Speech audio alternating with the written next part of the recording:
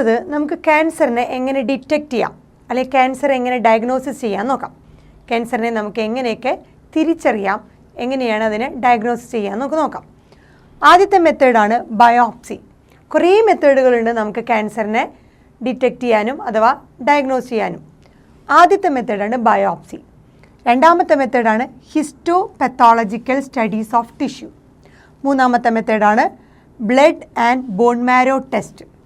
നാലാമത്തെ മെത്തേഡാണ് techniques like radiography, computer tomography, MRI, magnetic resonance imaging.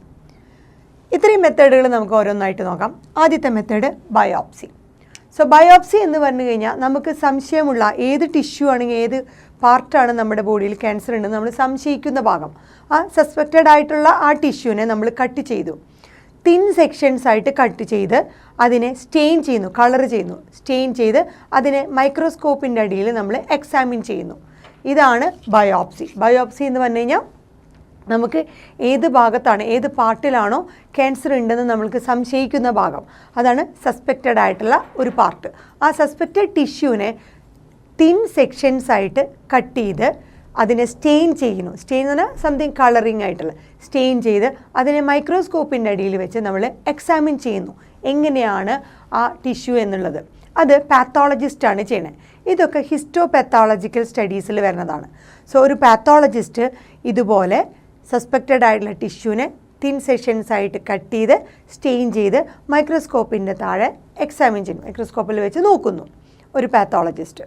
അതാണ് ആദ്യത്തെ മെത്തേഡ് എന്ന് പറയുന്നത് ബയോപ്സി. അപ്പോൾ നമ്മൾ ഒരുപാട് കേട്ടിട്ടുണ്ട് ബയോപ്സി, ക്യാൻസറിൻ്റെ ബയോപ്സി കഴിഞ്ഞാൽ ഇത്രയേ ഉള്ളൂ.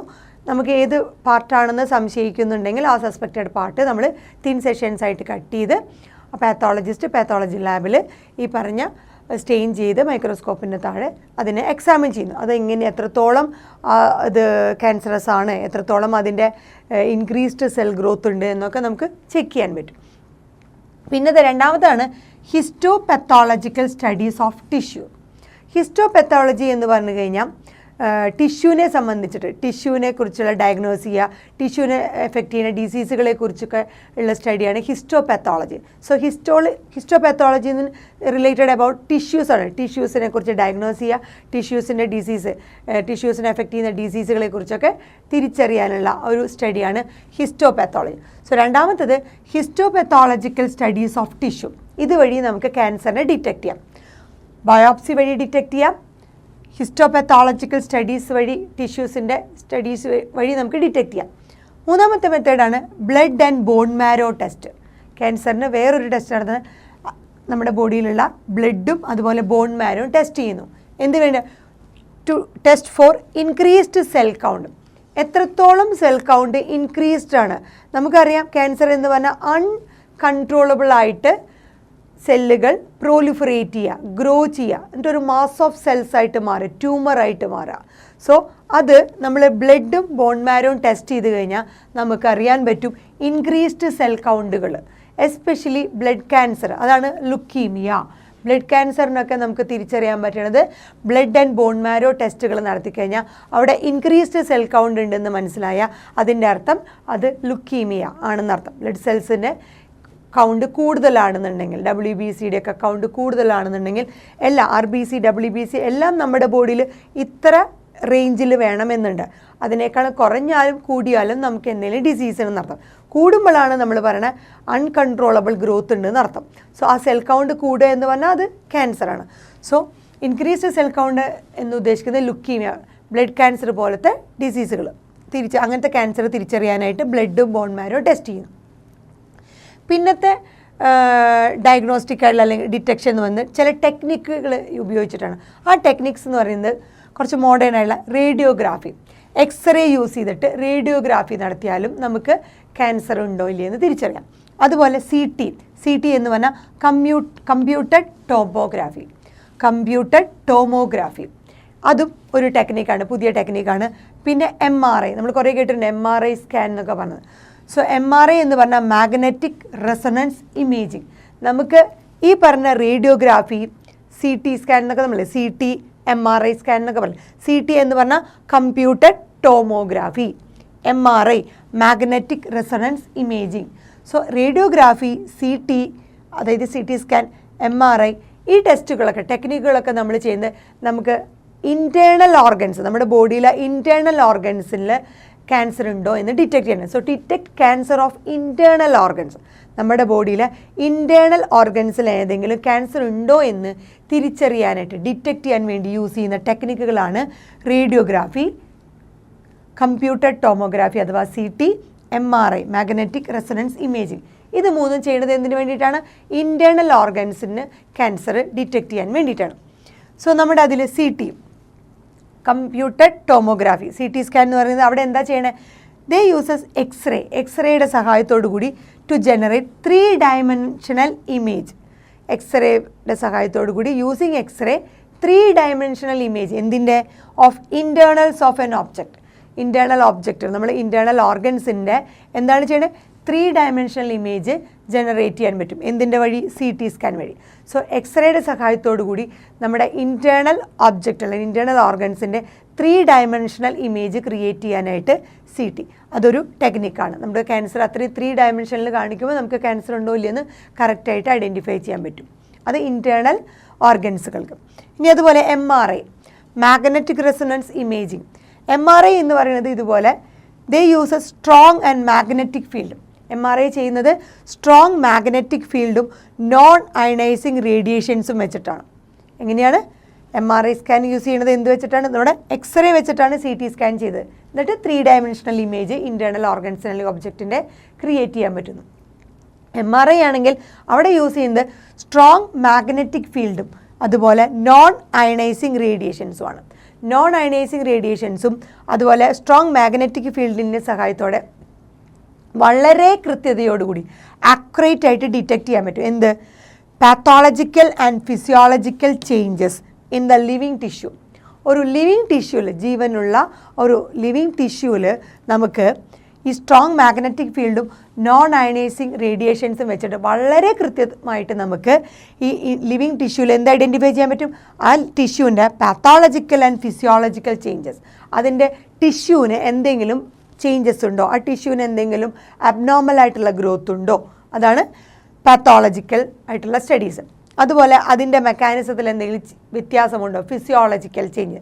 സോ ഒരു ടിഷ്യൂവിൻ്റെ ഫിസിയോളജിക്കൽ ചേഞ്ചസും അതുപോലെ പാത്തോളജിക്കൽ ചേഞ്ചസും ഐഡൻറ്റിഫൈ ചെയ്യാനായിട്ട് അത് നമ്മൾ എന്താ ഉപയോഗിക്കുന്നത്? MRI scan.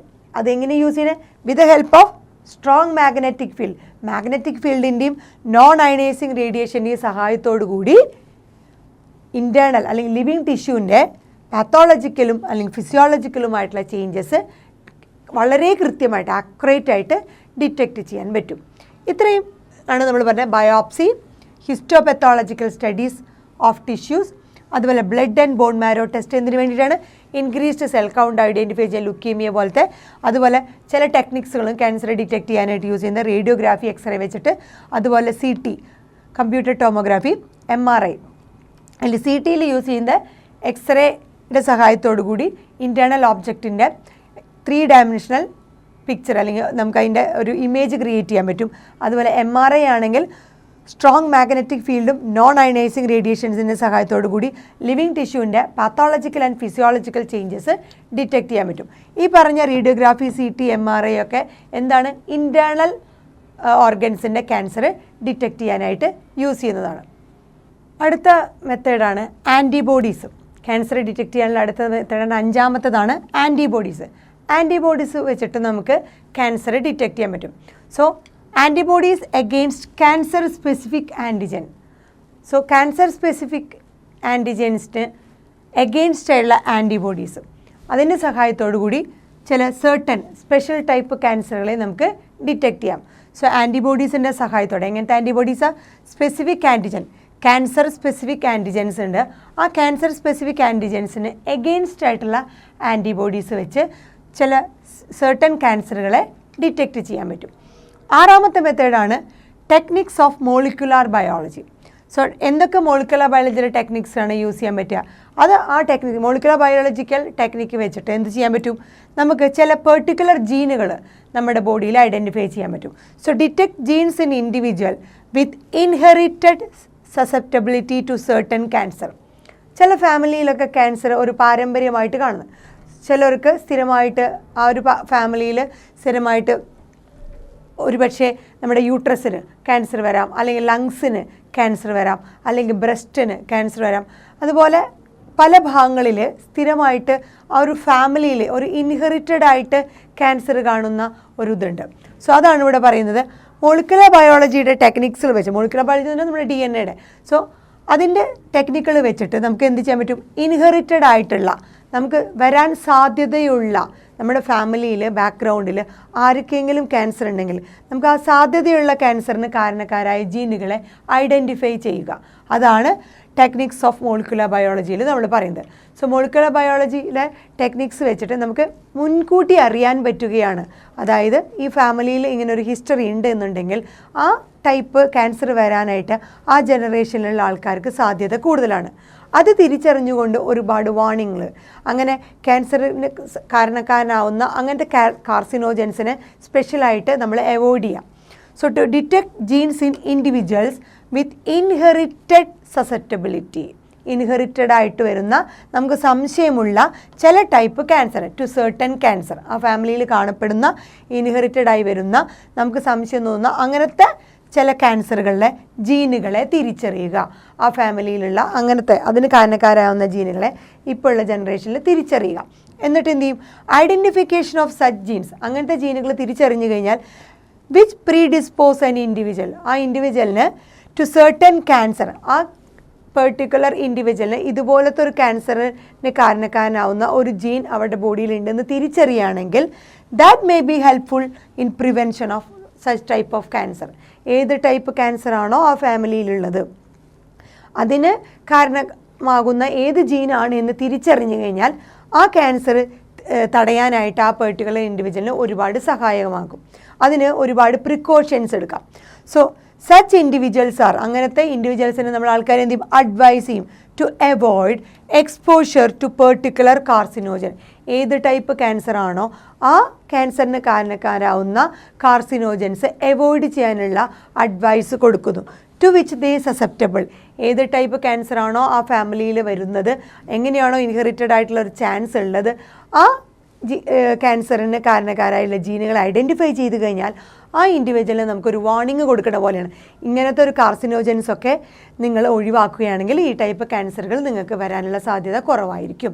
സോ അങ്ങനത്തെ എക്സ്പോഷർ ഒഴിവാക്കാനുള്ള ഒരു ചാൻസ് അല്ലെങ്കിൽ ഒരു വാർണിംഗ് കൊടുക്കുകയാണ്. Example, tobacco smoke in the case of lung cancer. So ആ ഫാമിലിയിൽ ലങ് ക്യാൻസർ ഉള്ളവരാണെന്നുണ്ടെങ്കിൽ നിർബന്ധമായും നമ്മൾ പറയും ടുബാക്കോ സ്മോക്ക്, അല്ലെങ്കിൽ അങ്ങനത്തെ പുകയില അങ്ങനത്തെ സംഭവങ്ങളൊക്കെ നമ്മൾ നിർബന്ധമായും ഉപേക്ഷിച്ചിരിക്കണം. കാരണം ലങ്സ് ക്യാൻസറിനുള്ള സാധ്യത വളരെ കൂടുതലുള്ള ഒരു ഫാമിലി ആണെന്നുണ്ടെങ്കിൽ തീർച്ചയായിട്ടും അതിൽ ആ ജനറേഷനിൽ ആരെങ്കിലും ടുബാക്കോ സ്മോക്ക് ചെയ്യണമെങ്കിൽ അവർക്ക് ഈ സ്പെഷ്യലായിട്ട് വളരെയധികം സസെപ്റ്റബിൾ ആയിരിക്കും ഇങ്ങനത്തെ ക്യാൻസർ വരാതിരിക്കാൻ. സോ ഈ ടുബാക്കോ സ്മോക്ക് അവോയ്ഡ് ചെയ്യാനുള്ള ഒരു പെർട്ടിക്കുലർ വാർണിംഗ് തന്നെ അവർക്ക് കൊടുത്തിരിക്കണം. എങ്കിൽ അവർക്ക് ഒരു പരിധി വരെ ഇങ്ങനത്തെ ക്യാൻസർ വരുന്നത് തടയാൻ പറ്റും. ഇതുപോലെ ഏത് ക്യാൻസർ ആണെങ്കിലും അതിന് കാരണക്കാരാവുന്ന ആ കാർസിനോജൻസിനെ നമുക്കറിയാം. അതുകൊണ്ട് തന്നെ ആ ഫാമിലി ബാക്ക്ഗ്രൗണ്ടിൽ അതുണ്ടെങ്കിൽ അത് അവോയ്ഡ് ചെയ്യാനുള്ള എല്ലാ വാർണിങ്ങുകളും ആ ഇൻഡിവിജ്വലിന് സ്വയം തന്നെ അത് പ്രിവെൻറ്റ് ചെയ്യാനുള്ള പല മെത്തേഡുകളും സ്വീകരിക്കാവുന്നതാണ്.